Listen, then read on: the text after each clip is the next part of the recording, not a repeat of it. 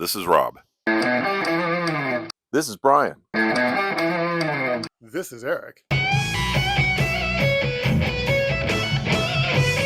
So I was thinking about things the other day when I was looking around and looking at all the ape stuff, and I was always kind of curious, what was it that brought you into the fold of so much Planet of the Apes? Wow. Let's go back. I mean, obviously, back in elementary school and junior high school, prior to Star Wars, Apes was pretty much in the forefront because they were releasing a movie every other year. And then when they got past the fifth movie, they went into a television series. And after the television series, they went into a cartoon. So Apes was always around. It was pretty saturated. Yeah, and then Star Wars came out and everything changed. The Star Wars, which would be the fourth installment. The New Hope. The New Hope, yeah. It wasn't called A New Hope then. Let's call it what it was. It Yeah. was Star Wars. Star Wars. Star Wars! But, yeah. But yeah, so in junior high school, I had started experimenting and not knowing what the hell I was doing with sculpture and prosthetics and all that. And of course, Apes was like the second thing I ever attempted. And then there were science fiction, horror, and fantasy conventions back in those days.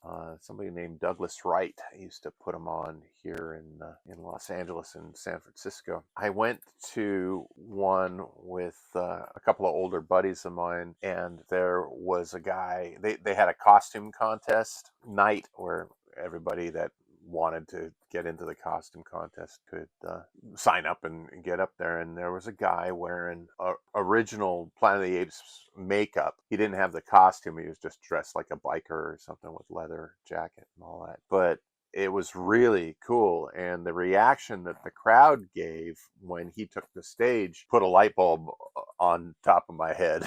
I was like, wow. This one guy, not even dressed in a authentic looking costume, got such a huge reaction from the audience that it got me thinking. And I went back to school that following Monday and gathered up a bunch of my buddies and said, hey, I went to this science fiction convention and I think we should invade it with the apes. And that was the beginning of it. So Roy Ceballos and Don Contreras and myself, my brother, and a few other friends started making the prosthetics. And now that I think about it too, I had the Dick Smith Monster Makeup Handbook, so I at least knew how to work with crepe hair, crepe wool, and making your own wigs by stippling latex on a beach ball and making a rubber bald cap and then gluing the crepe wool to the bald caps. And so all of the ape wigs that we made for that first convention were done the Dick Smith rubber ball cap crepe wool way. We had a blast. I'm curious. I mean, obviously, when you're doing this stuff, it was way before the internet was around, so resources on how to do things was really limited. And talk about the Dick Smith book and everything, but when it came to resources of Planet of the Apes characters and trying to nail them as close as possible, what would you do? The only thing, and of course, growing up in Reseda doesn't put you in the center of Studio City, and of course, you're not old enough to drive. You can take a bus to places, but yeah. There again, the information was not accessible or abundant. So whatever information we were finding in magazines or magazine articles and the bubblegum cards. I was just about to say, I thought you had trading cards. Yeah. The bubblegum cards were quite the useful help for a bunch of kids that didn't know what the hell they were doing, but at least we had those images as reference. And of course the Mego action figures, which had all the colors wrong. So our initial costumes were designed after looking at the Mego costume. So obviously the gorilla shirts and pants were brown instead of purple and all that, because we were just, and our bubblegum cards too, they looked brown.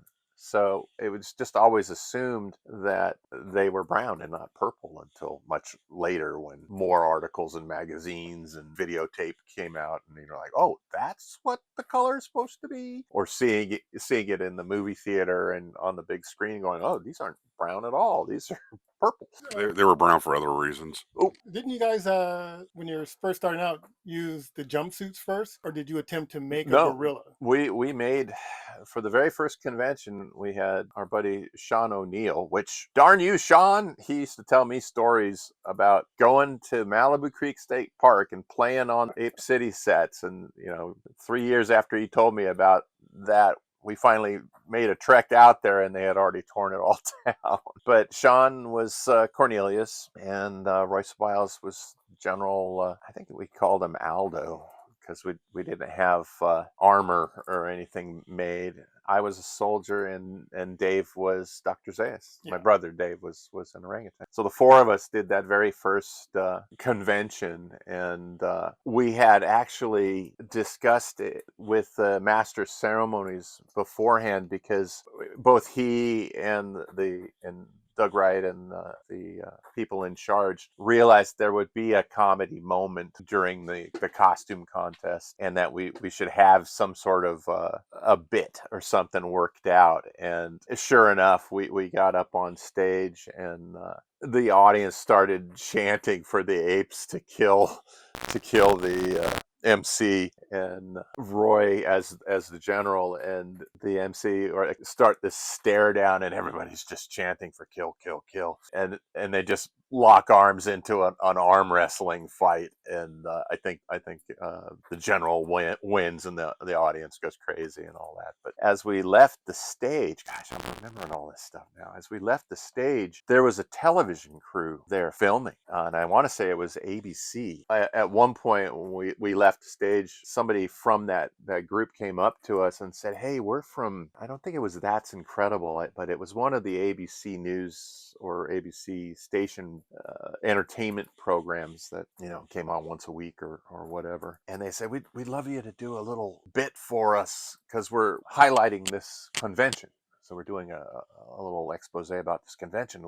We'd love for you to do like a bumper or a teaser for it. And we were like, oh, a bunch of junior high school kids all excited about this. And so they had us do like, the only good human is a dead human, for whatever show it was. And we were so excited. Now, who drove? That would have been Chris and Spence? Chris and Spence, yeah, because they were 5 years older than us. So they would have had their licenses and cars at that point. We had met Chris and Spence and our buddy Marlon, because those guys used to do really great haunted houses at Halloween time in and around the neighborhood. Our local elementary school PTA knew that all of us were doing this kind of stuff, and hooked us all up together to do a really cool haunted attraction thing for the elementary school's Halloween festival. That wound up becoming lifelong friendships, because these guys can drive, and they're into it, and they know all this about all this stuff, and we know how to make stuff, and then it just went from there. That kind of makes me wonder, because like we all grew up in the valley, and that was our life, and obviously a little bit more fortunate than a lot of other people are when it comes to movie stuff, because we grew up in the heart of filmmaking. Yeah. But you grew up obviously a bit earlier than I did, so things were a little bit more looser in your childhood, because you've talked before about like you did tours at like CBS studios and stuff like that, Oh, or yeah. whatever, with your schools, and played on Gilligan Island sets and stuff like that. Yeah. And like, when I was growing up, which would have been somewhere, I don't know, like 12 years later, we didn't have as much of that access. Our schools definitely didn't do any of that stuff, and we went to the same schools. Right. Well, budget cutbacks and different school administration, Yeah. downtown administrations wanting to put $160,000 into their office bathrooms instead of the educational programs. Well, I mean, when I was by the time I got to high school, they were already in the process of cutting out the electives like auto shop and what a wood shame. shop, and all those things that gave kids something super interesting to do. Print shop, wood shop, Yeah, I took all those photo. things when I had print shop, and I had architectural drafting, I had wood shop, I did auto shop. I did auto shop as an after school program because that was the only way they offered it, and it wasn't normal anymore. And like literally when I started in ninth grade, all those things were there, and by 10th grade they were phasing them all out, and by the time I graduated they were all gone. To my point, you guys got to go see a lot of cool things before they started closing a lot of that stuff down. Yeah. Yeah, we were fortunate. In hindsight, we were fortunate that we were exposed to so much Not me. cool stuff in and around Los Angeles. That's for sure. The studio thing I saw was Family Feud, and that was the school trip was to see 2 tapings of Family Feud. You got to see it with Richard Dawson, who starred in The Running Man. I got to see it with Richard Dawson. That was fun, but then I hear stories about him going on backstage of gun smoking, all this stuff, and I'm like, oh, wait a minute. Why didn't it take me? Why didn't I get to go see that stuff? Why did I get stuck with Family Feud? Yeah. Got to see tapings of Good Times and Mary Tyler Moore and Rhoda. I mean, and now, you talk about CBS Radford, and one of the trips and this was at elementary school, we were being toured around the lot, and we went into the editing room, or one of them. And of course, they have these big canvas baskets with all this film in it and all these film spools and everything. And the guy in charge of it gave us little, like, might have been like 10-inch strips of 35 millimeter film, saying, oh, this all discard stuff, you guys can have one of these. And he gave me one, and it was the commercial bumper image for the Planet of the Apes television series. So when it went to commercial or came back from commercial, there was this, from what I can remember, star field with an overlay of an orangutan looking off into the distance with the Planet of the Apes logo on it, and it had like 5 or 6 frames of that. And I kept that forever. I mean, from elementary school all the way into high school. And then, of course, I moved away from home, and somehow that got lost. Get lost in the shuffle. Is gone, fallen into the space-time continuum. Who knows where it ended up? Or it might have rotted and fallen apart to the point where there was no sense in keeping it. It's probably sitting in an envelope with all the film negatives from family vacations and stuff. Oh, could be too. Yeah. You do have a lot of film negatives. I've gone through a bunch of them. Going back to doing that stuff in junior high, when you got to high school and we started doing that stuff, we went to a convention. Went to 2 conventions, one in LA and one in San Francisco. But before I started doing that, you guys went. Did you guys go to Beatlemania as? Oh, kids? yeah, we had made one summer. Nick and Rudy and I decided that we want to meet the musicians. We want to get backstage or meet the musicians for the Beatlemania show. Yeah. After the show's over, and we thought, well, the only way we do that is if we stand out. So we made the Sgt. Pepper outfit. And you talk about taking buses and stuff everywhere. We took buses from Reseda all the way into North Hollywood and Burbank to go to all these different fabric places to try and find fabric. How old were you at the time? I wasn't driving yet, so I was probably 14 or 15. Just different times. Yeah. Well, So the RTD, your extra car. yeah, using all your bus transfers and stuff to Oh, get there and back on $1.25. I had a bus pass in junior high, so Yeah. I can just go anywhere I wanted to, and did. I traveled the entire valley and into Hollywood. I think we dressed up like twice, and the first time was at the Greek Theater, and there was no way the doormen were going to tell the cast that there were a bunch of fans out there that wanted to meet them. So it was like, well, that was all for nothing. Well, that kind of behavior continued because you guys did that at a Kiss concert too. Oh yeah, we did. Not dressed as the Beatles, but yeah, it was Halloween, and it was during the Psycho Circus tour. Yeah. So Eric was there too, but we didn't know about it until later. Wasn't Duke there? Duke might have been there too. Yeah. I don't think there's a concert that Duke hasn't been to. That's true. Roy was like, "Oh, we gotta go." So you guys were already makeup artists at this point in time, so yeah. you guys were doing a little bit more on the pro side of doing things, right? And we had like 90, 98, 99. Yeah, yeah, definitely, because we had the big studio at the time, and we had all the Planet of the Apes costumes, and yeah, and Roger Morrissey was our shop office manager, And for those of you who aren't familiar with Roger, he's 7'4". He's a very tall guy. Just saw his hands in the storage a second ago. Oh, right, yeah. You Sticking still out have over molds of him. Lots of good times with Roger. Yeah, I remember too when we built the office at the studio. I had the contractor put in an extra little door above the door to the office, which was just like a little hatch door as a joke because Roger's so tall, and he had fun with that. Where if the door was closed and somebody knocked on it, he'd open the top hatch door and poke his head out and say, "You rang," or whatever lurchy type thing. Yeah. So for that Kiss concert, and I forget who did it.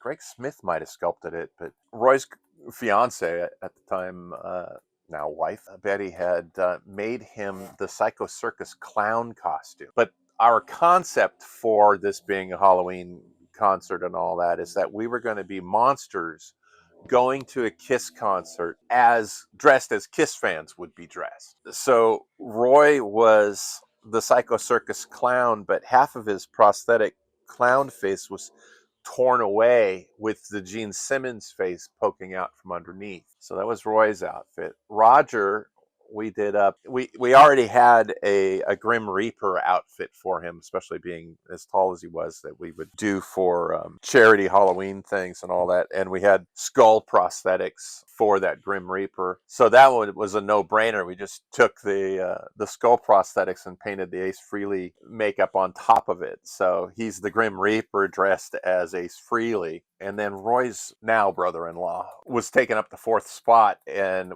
we were like, okay, he's going to be Peter Criss. And I had this perfect bat-like prosthetic face that my buddy John Price had done on another ABC news broadcaster host that also had an entertainment program that aired on whatever network that was on, and John had done this bat face prosthetic for him to do a makeup transformation on it for a Halloween episode of that program. So that was sitting in the shop in stock. So for Roy's brother-in-law, he dressed as a Kiss fan. So he had the all black outfit with the Black Kiss concert shirt, and put the bat face prosthetic on him, which had tusk like teeth, protruding out around the bat nose.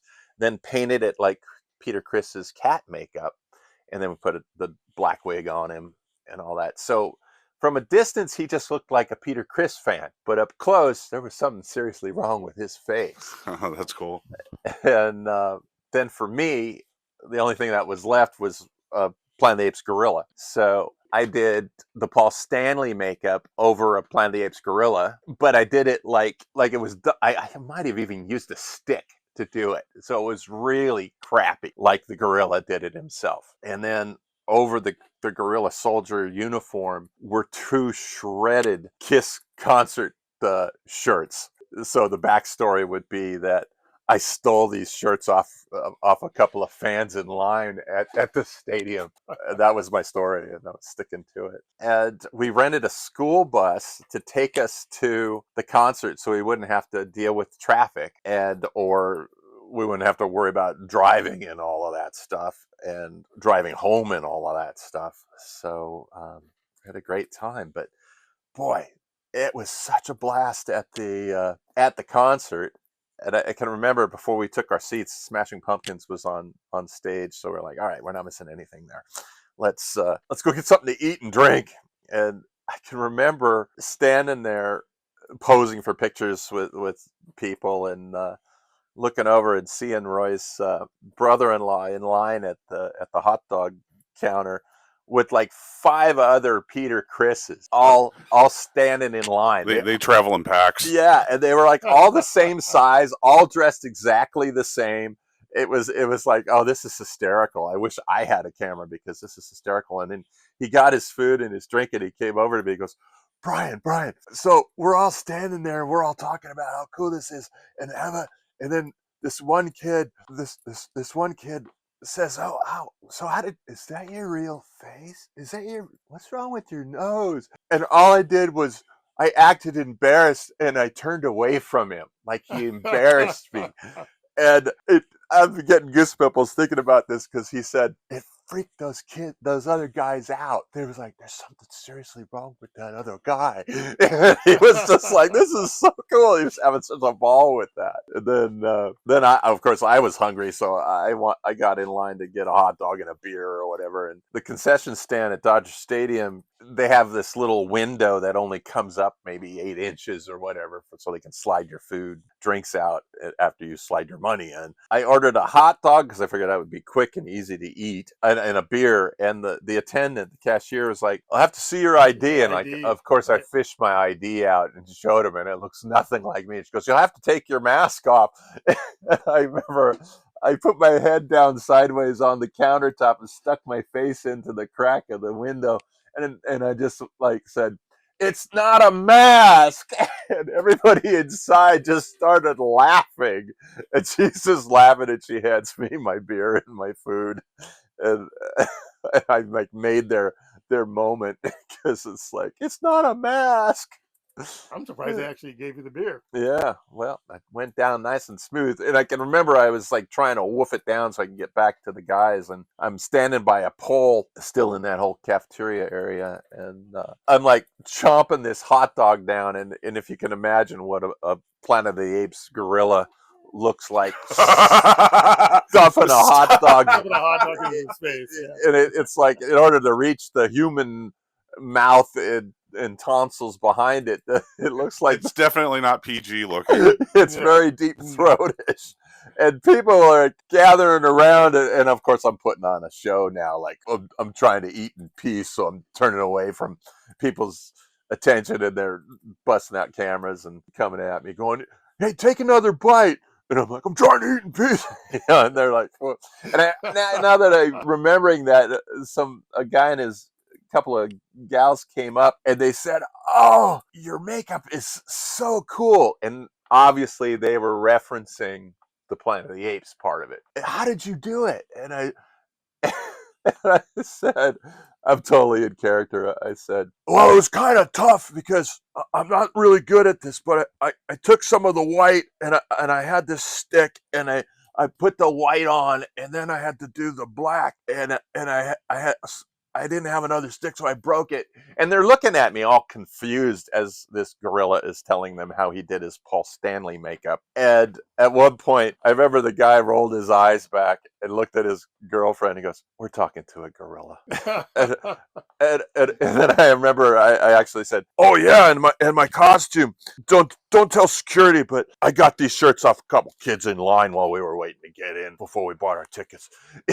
It's like the KISS shirts were all shredded and hanging off of my uniform. So, but yeah, it was like stuff like that all night where we were just having a ball. I can remember after the concert, we were waiting for everybody to gather up after potty breaks and whatnot, and I'm standing there with Roy's brother-in-law, and a couple of kids came up to me asking about Roger, who, obviously dressed as the Grim Reaper, going, "Is that guy really that tall?" And I'm like, "Oh no, that's all fake. It's a rig that he wears on his shoulders. His face is actually in the middle of his chest, and if you look real close, you can see his eyes behind the screen in the center of his chest."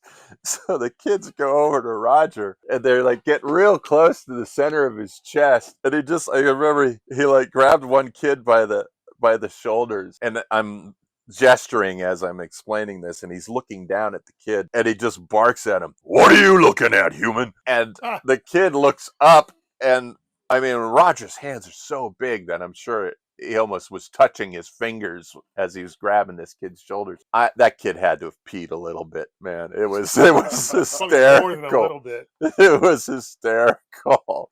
Now I was there, but I wasn't there.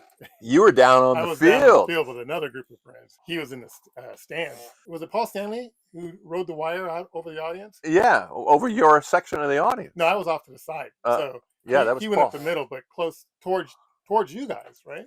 No, he went out to what would have been kind of right fieldish from what I remember. We were on left field side, balcony up the left field, which surprised me because there's just a little 4-foot guardrail between you and sudden death where we were sitting. I was like, wow, a lot of alcohol flying around in this Halloween atmosphere here. Yeah, well, you wouldn't have been the first ape to fall over the 4-foot rail, I'm sure, drinking too much at a concert at Dodger Stadium. Oof. Interesting too about that. I had heard later, and I'm not sure how much later, but when the concert ended, the band, got into the limos and were trekking back to the hotel in Hollywood to clean up and all that. And apparently they were, I guess, somewhat still in makeup and in costume, and they got within blocks of the hotel, but because there was so much Halloween party activity going on in the streets, it was like a dead standstill of traffic. Yeah. And I had heard or read that they just got out of the limo and walked to the hotel, and getting a lot of handshakes and stuff from people that thought they looked great as Kiss fans, not knowing that they were actually seeing the real guys. Yeah, because the Psycho Circus show was Halloween Night. night. Yeah. So yeah, it was good time.